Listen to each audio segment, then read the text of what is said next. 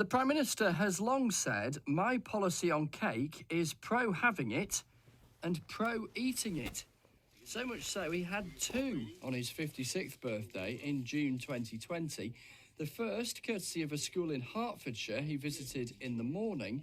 Happy birthday to you. And another when he got back here to the Cabinet Room in Downing Street, the very spot where the COVID rules were signed off.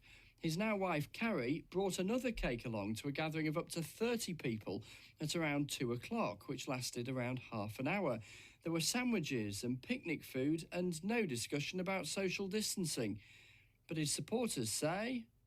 Well, I think some of these allegations have got a little bit out of hand. I mean, what really happened here is a group of staff, small group of staff who've been working closely with the Prime Minister, brought in a birthday cake at the end of the day, and there was 10 minutes there around sharing a piece of cake. I don't think that really constitutes, a party in the way that some of the other more serious allegations that are being investigated maybe do. It's yet another get-together to add to the list of do's around Westminster we already knew about. And there were more than a few. Those Conservatives who want Boris Johnson out think this could persuade more to reach the same conclusion. No one's ever misunderstood the job description of party leader any more than Boris Johnson.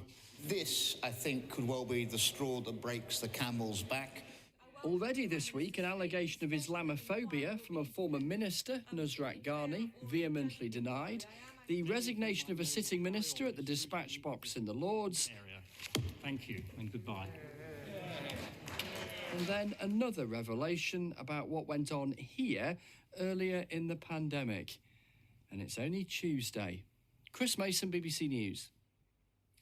Well, let's get the very latest now from our chief political correspondent, Adam Fleming. So, Adam, we've been talking about the pressure on Boris Johnson for days now, haven't we? Where does this sit in all the other allegations that we know about so far?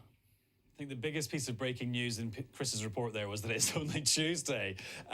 So I think the thing about this revelation about the birthday party is the symbolic effect and the symbolic value of it, because it reminds everybody what they were and were not able to do at that point. So it might make people feel a bit more strongly about the whole party gate thing.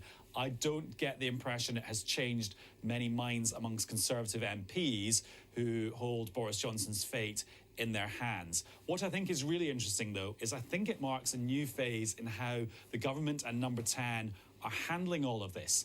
We've gone from the stage where they were denying things were happening.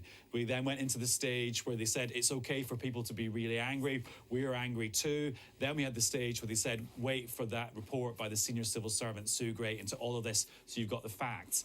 Now, last night, we saw a much more kind of muscular response from the government. We saw ministers saying, nope, it wasn't 30 people, it was more like 10 people. We got a tweet from the Culture Secretary, Nadine Dorries, saying, is this what we're defining as a party now? And you've got Number 10 saying, admitting that it happened, but kind of pushing back a bit and trying to interpret it a lot more.